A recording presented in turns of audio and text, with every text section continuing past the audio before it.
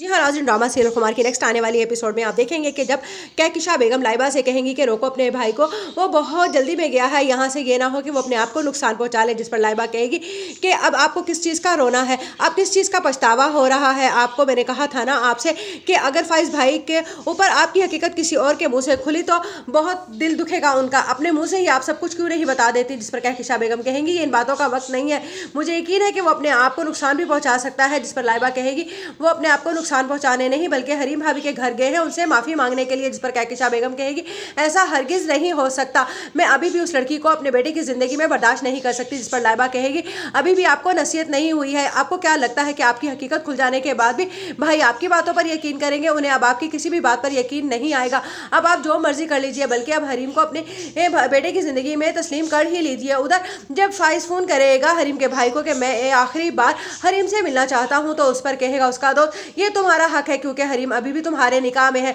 लेकिन एक बात याद रखना कि मेरी बहन को फोर्स मत करना कि वो तुम्हारी ज़िंदगी में वापस आ जाए, क्योंकि मैं जानता हूँ जो फ़ोन नासिर ने यहाँ पर किया है वो यकीनन तुम्हें भी किया होगा और तुम्हें भी हकीकत बता दी होगी। जैसे ही फाइज जाएगा हरीम के घर तो वहाँ पर मुदस्सिर और उसकी माँ को बैठा देखकर सामने मिठाई का डब्बा भी देखेगा तो समझ जाएगा कि यहाँ पर बात कुछ और ही चल रही है। जिस पर हरीम एकदम से खड़ी हो जाएगी फाइज को देखकर। जिस पर फाइज कहेगा कि मैं तुमसे एक बात करना चाहता हूँ। जिस पर हरीम का बाप कहेगा फाइज तुम इससे कोई बात नहीं कर सकते क्योंकि ये अपनी ज़िंदगी में आगे बढ़ना चाहती है। जिस पर हरीम अपने बाप को रोक देगी और कहेगी कि फाइज अगर मुझसे बात करना चाहते हैं तो मैं इनकी बात ज़रूर सुनूंगी।